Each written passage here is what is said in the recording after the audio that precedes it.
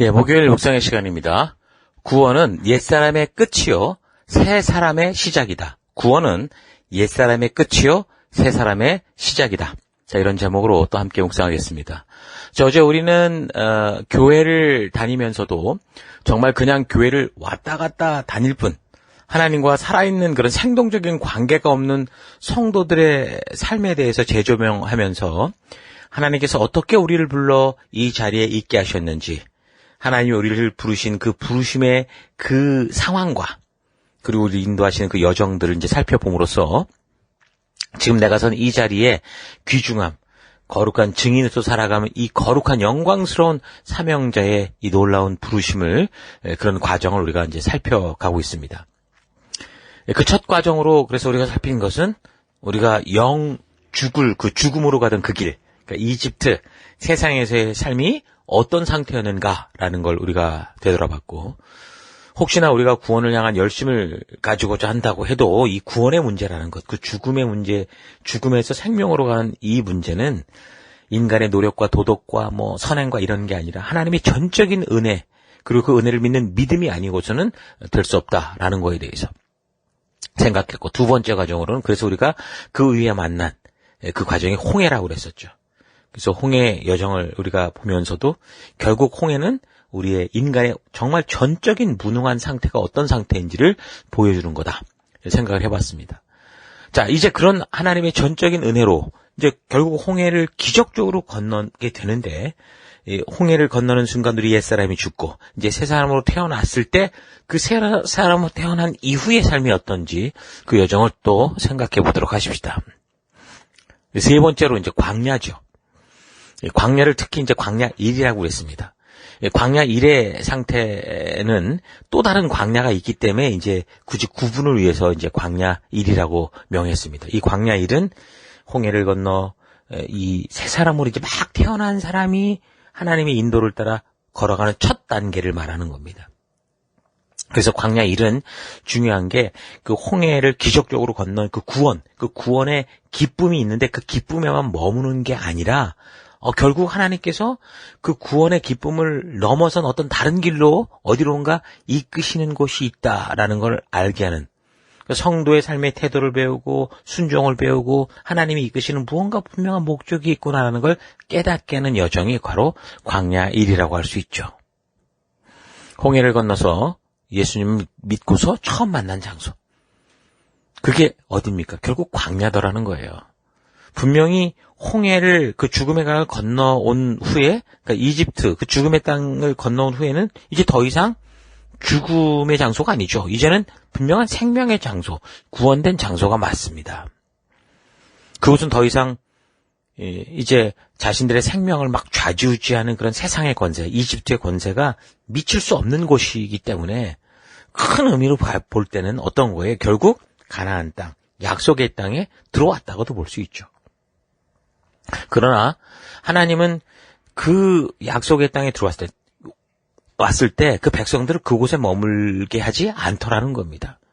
그러니까 오늘 우리 교회가 가지는 그 사명을 우리가 점검해 볼 때도 우리가 보는 세계관, 이걸 말할 때 교회 안으로 우리가 들어왔을 때 그냥 교회 안에 들어왔으니까 끝! 그게 아니라 교회 안에 온 분들이 예를 들면 방문자일 수도 있고 또 이제 우리가 가족일 수도 있다. 근데 가족 중에서도 이제 막 이 첫걸음을 시작하는 사람일 수 있고 또 이미 이제 하나님의 부르심을 알고 그래서 그 길을 그곳에서 하나님과 동행하는 삶을, 동역하는 삶을 사는 그런 사람도 있다. 그래서 우리가 그 여정을 걷게 하는 것이 우리가 지금 방문자 팀이나 가족 팀에서, 그러니까 우리 모든 성도가 하는 우리의 사명이다. 그런 얘기를 하잖아요. 바로 이것이 성경적으로 분명히 이렇게 보여지는 게 바로 이 출애굽의 이야기를 말씀하고 있는 겁니다. 그러니까 분명한 것은 하나님은 구원한 백성들을 그냥 거기에 머물게 하고 방치하고 방목하는 게 아니라 그 백성들을 이끄셔서 어떤 목적이 있는 광야의 길을 걷게 하시고 뭔가 당신이 계획하신 곳으로 인도해 가시더라라는 거죠.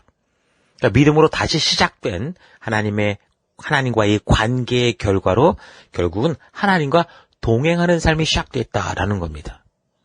그래서 우리가 생각해 볼 것은 멸망의 위기에서 그 백성을 구하신 하나님께서 이 백성들을 곧바로 당신이 원래 이끌고자 했던 그 가나안 약속의 땅으로 인도하시지 않았다라는 거. 왜 그럴까라는 것과 또한 이제 멸망의 위기에서 구원해 줬으니까 그 홍해를 건너게 해줬으니까 네가 꿈꾸던 대로 네 마음대로 살아라. 그렇게 한 것도 아니다라는 이걸 우리가 잘 기억을 해야 됩니다. 그래서 이집트의 발달된 도시문화, 생활, 또 편리한 생활에 익숙했던 이 저들을 이미 뭐 도시문화, 이 발달된 이집트의 문화 속에 살았다면은 그보다 더 발달된 어떤 더 성장한 어떤 도시로 막 그렇게 빨리 인도해 간 게 아니라 오히려 어디로 갔습니까? 광야의 길로 그들을 이끄셨고 또 광야의 길만이 아니라 그냥 무작정 방황하는 길이 아니라 어떤 뜻하신 바가 있는 곳으로 이끄시고 계신 거죠. 그래서 이집트의 압제에 고통하던 사람들은 그 고통이 너무 심했기 때문에 그들이 바라는 바는 이 죽음의 공포로부터 일단 떠나는 거. Free from 이집트. Free from 이 바로 왕. 이거였잖아요. 이집트 민족. 그게 최고의 목적이었는지 모르지만 그러나 하나님은 단지 이들을 그런 이 죽음의 이 어떤 공포에서 풀어놔서 네 마음대로 살아라. 야생마가 되게 하려고 그렇게 만든 게 아니라 이들을 그 묶음에서 그 죽음과의 그런 어떤 그 본딩에서 끊어내서 그래서 인도하여서 분명히 데리고 갈 어떤 프리2가 있는 그런 곳으로 하나님이 인도하시더라는 거. 이거 잘 기억해야 됩니다. 그래서 이 시대 예수 그리스도로 말미암아 죽음의 홍해를 건넜다고 할 수 있는 여러분과 저 같은 우리 성도들도 이 사실을 이 신앙의 여정에서 반드시 기억해야 됩니다. 하나님은 우리를 구원하신 후에 그냥 알아서 살도록 그렇게 방목하도록 방치한 게 아니라 이제 다시는 그런 세속과 세상에 붙잡혀서 다시 죽음의 길로 가지 않을 수 있도록 이 생명의 길을 떠나지 않을 수 있도록 하는 조치. 구원된 백성인 나를 하나님께서 계획하시고 어디로 먼저 이끌고 계시다라는 것 우리가 이거 분명히 기억해야 됩니다. 과연 그 길이 어딜까? 그래서 이 길을 걷을 때 우리가 걷는 이 광야의 길은 결코 고속도로가 아니라 정말 물과 뭐 양식도 없는 그런 곳이었지만 그러나 우리를 구원하신 그 은혜와 그 사랑의 하나님을 믿음으로 순종하며 갈 수밖에 없는 그 길이라는 것을 기억해야 됩니다. 하나님이 나를 구원하여 하나님의 자녀 삼으신 참된 의미가 있다라는 것을 감잡고 지금 우리 눈에 아무 증거 아니 보인다고 해도 믿음을 가지고 신뢰를 가지고 오직 하나님의 인도하심을 따라 하나님의 말씀을 따라 가는 거. 그게 바로 이제 그 광야를 걷는 크게 말하면 우리가 이제 하나님께 가는 그 길 동안의 유일한 길인 거예요. 생명의 길을 우리가 떠나지 않을 수 있는 유일한 방법인 거죠. 여러분들이 예수를 나의 구세주요 또 나의 주인입니다라고 믿는다면 죽음의 땅 이집트를 떠나서 우리를 가로막고 있던 그 죽음의 홍해를 이미 건너온 그런 상태는 분명합니다. 그렇다면 그런 구원된 백성들이 이제 단지 응석바지로 살지 않고 이제 말씀을 따라 성장하고 사명을 향해 나아가게 하시는 하나님이 뜻이 있다라는 거. 그래서 우리가 가야 할 곳이 있다라는 거. 비록 그 길이 척박해 보이는 광야요. 좀 험난해 보여도 오직 하나님을 신뢰함으로 우리를 홍해를 건너게 하신 그분이시기에 그분을 신뢰함으로 믿음을 가지고 나아가야 된다는 거 여러분 절대 잊지 마시기 바랍니다. 자, 그렇다면 그 하나님이 그런 구원받은 홍해를 건넌 우리를 인도하시고자 이끄신 그 광야의 길의 끝은 어디입니까? 네 번째 큰 여정으로 보면 바로 시내산입니다. 바로 이곳은 과거에 내가 욕심대로 살고 또 내가 죽었기에 거듭난 사람. 그러니까 내가 과거에 욕심대로 살던 그 가치와는 완전히 다른 이제 새로운 가치를 부여받는 것. 거듭난 사람으로서 하나님의 백성답게 하나님 나라 백성답게 사는 법도와 규례와 율례와 명령을 배우는 곳이죠. 바로 그곳에서 우리는 우리의 정체성을 확인할 수 있는 곳입니다. 하나님께서 멸망의 위기에서 구원한 이 백성들을 인도하신 곳은 분명히 데리고 갈 그 가나안 땅, 약속의 땅, 사명의 땅 이전에 바로 어디입니까? 바로 시내산입니다. 바로 이 시내산에 도착했을 때 오늘 본문과 같이 이번 주간 본문과 같이 하나님께서 그 백성들과 언약을 맺으시는 분명한 손을 내미시는 거예요. 그러니까 분명한 것은 이집트에서 구원받은 구원 그 이후 그곳 이집트를 벗어난 free from의 상태에 머물며 여기가 좋사오니 하고 살아가는 그런 게 성도가 아니라 하나님께서 이끄시는 분명한 목적이 있다라는 하나님의 부르심의 이유를 알고 우리가 영원한 천국에 가기 전까지 이 땅에서 사명의 땅에서 살아가는 동안 바로 이게 가나안 우리의 사명의 땅이겠죠. 이 땅을 살아가는 동안 우리가 어떻게 살 것이요 무엇을 위해 무엇을 위해 살 것인지 분명하게 가르쳐 주시는 그 장소, 하나님이 이끄시는 장소, 프리투로의 자리로 우리를 이끄시는 것. 그게 바로 시내산인 거죠. 그래서 하나님이 구원된 백성을 처음으로 이끄신 곳은 바로 시내산이었고 그곳에서 하나님은 그의 백성과 언약을 맺으시며 아주 중요한 우리의 정체성의 이유, 살아갈 목적을 주십니다. 레위기 18장 1절 여호와께서 모세에게 말씀하여 이르시되 너는 이스라엘 자손에게 말하여 이르라. 나는 여호와 너희의 하나님이라. 너희는 너희가 거주하던 애굽 땅의 풍속을 따르지도 말고 내가 너희를 인도할 가나안 땅의 풍속과 규례도 행하지 말고 너희는 내 법도를 따르며 내 규례를 지켜 그대로 행하라. 나는 너희의 하나님 여호와니라. 이게 분명하게 지금 하나님의 그 뜻을 분명히 말씀해 주는 거죠. 그래서 구원받은 하나님의 사람들은 이제 하나님께서 우리에게 주신 새 언약을 따라 성경의 가치를 따라 살아가는 새 하나님 나라의 백성이 되는 겁니다. 하나님 나라 백성이 되는 거예요. 그래서 이집트 땅의 풍속, 또 이제 사명으로 살아갈 가나안 땅의 그 유행, 이런 걸 따라 살아가는 게 아니라 이제 그런 삶의 태도, 그런 삶의 습관, 그런 삶의 풍습은 어떤 거예요? 이미 우리가 홍해를 건너면서 다 잊어버리고 다 죽은 거예요. 그리고 이제는 하나님의 법도와 규례를 따르는 하나님의 법도와 규례와 명령과 말씀의 가치, 계명을 따라 그 가치관을 따라 살아가는 그런 하나님 나라 백성이 되어 살아가는 거. 그게 성도인 겁니다. 그게 우리를 부르신 하나님의 부르심의 목적인 거죠. 그래서 이 하나님의 말씀의 가치는 교회 안에서만, 교회당에 왔을 때만 종교적으로 행하라. 그게 아니라 우리가 이제 사명을 가지고 우리의 바른 정체성을 가지고 나아간 우리가 살아가던 그 세상, 그 가나안에 그 땅에 가서 그 땅은 그 땅의 규례를 따라 세상의 풍습과 유행을 따라 살아가겠지만 우리는 하나님이 부르신 하나님의 계명과 법도와 규례와 명령과 계명의 가치, 이거를 삶의 유일한 기준으로 살아가며 이 땅을 분별하는 그런 도구로서 우리가 살아가는 거죠. 그래서 하나님은 구원한 백성을 먼저 시내산으로 불러 모으신 것이고 그 율례와 법도 그 하나님의 백성으로서의 삶의 기준과 가치를 분명하게 먼저 알게 해주시는 겁니다. 그냥 아무 생각도 없이 살다가 뭐 잘못했어.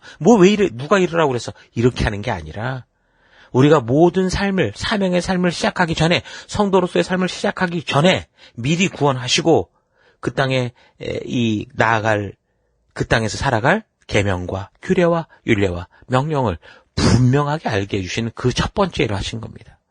그렇다면 오늘 이 시대 이제 예수 그리스도로 말미암아 홍해를 건넌 그 구원된 존재를 믿는 우리 성도들이 가장 먼저 해야 될 일이 뭡니까? 바로 이 시내산을 만나는 거죠. 하나님의 백성답게 나라 백성답게 살아가는 이 하나님의 말씀, 하나님의 법도와 규례와 명령과 계명을 먼저 만나고 바르게 알아야 되는 겁니다. 그래서 이 시내산을 그래서 오늘날로 말하자면 바로 교회라고 할 수도 있겠죠. 이 교회의 주인은 누굽니까? 진리의 성령 하나님이십니다. 진리의 영이신 성령 하나님께서 뭘 하십니까? 하나님이 미리 말씀하시고 다 주셨던 하나님의 명령과 규례와 법도와 이 계명의 가치를 따라 그 하나님의 의도, 하나님의 진실한 뜻을 알려주시는 일을 하시죠.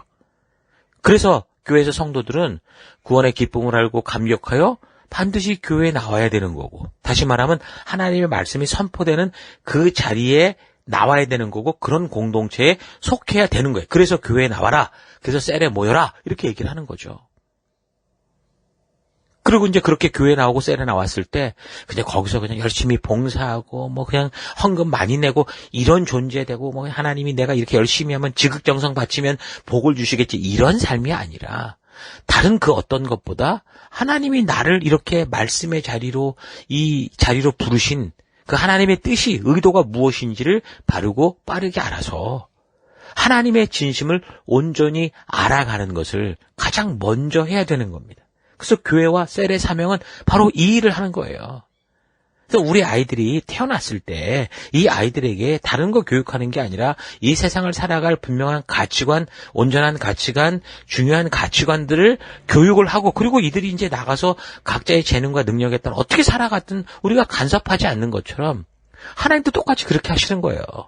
우리를 구원하셔서 우리가 주의 안에서 새로운 생명으로 태어났을 때 그런 우리에게 하나님의 뜻과 의도와 법도와 규례와 명령과 계명을 알게 하셔서 그 의도를 알게 하셔서 우리가 이제 어떤 세상을 만나도 하나님 백성답게 살아갈 수 있는 그 일을 하시고자 하는 게 신의 산이고, 그래서 우리는 이 교회는, 이 셀은 그 일을 해야 되는 거죠. 그래서 교회에서 하는 모든 일의 가장 중요한 첫 번째 프라이오리티, 사명과 목적은 성도에게 무슨 종교적인 일을 막 시키는 게 아니라 무엇보다 이런 하나님의 뜻, 명령, 법도, 계명, 이 의도, 하나님의 진실한 뜻을 바르게 알게 하는 그게 돼야 됩니다. 뭐 그렇다고 지금 성경 공부해라 그 얘기를 하는 게 아니에요. 성경 공부만 해라 그게 아니라 바른 이런 부르심의 믿음에 섰다면 우리가 상식적으로 생각해봐도, 이런 성경의 근거를 놓고 생각해봐도 가장 먼저 하나님의 백성으로 해야 되는 우선순위는 하나님의 의도를 알고 나는 누군지를 알고 우리가 무엇을 위해 살아가는지를 아는 하나님의 뜻, 하나님의 의도를 바르고 빠르게 아는 일이 돼야 된다. 그 얘기를 하는 거죠. 아니 규칙도 모르고 운동 경기에 들어갈 수 없잖아요. 그 경기에서 뭐 얼마나 좋은 기술을 가지느냐, 뭐 잘하느냐, 이건 나중 일이고, 좀 기술이 떨어진다고 해도 또 경험을 통해 성장하게 될 수 있게 됐는데, 그 이전에 반드시 그 경기에 들어갈 수 있는 가장 기초는 뭡니까? 그 경기의 룰과 방법을 아는 거잖아요. 그렇지 않으면 아무리 열심으로 뛰고 지극정성으로 뛰고 금식하고 뛰고 뭐 철야하고 뛰고 뭐 이래도 어떻게 하는 거예요? 그 경기장에서 쫓겨나는 거예요. 그러니까 성도들의 삶에는 그래서 하나님께서 말씀해 주시고 가르쳐 주시는 하나님의 뜻, 하나님의 분명, 하나님이 인정하시는 하나님의 그 바른 기준이 꼭 필요한 겁니다. 그래서 하나님께서도 우리에게 누굴 보내주셨어요? 일단 죽음에서 구원하기 위해 예수님을 보내셨다면 구원된 우리가 그 바른 생명의 길로 갈 수 있도록 보내주신 분이 바로 진리의 성령 하나님이신 거죠.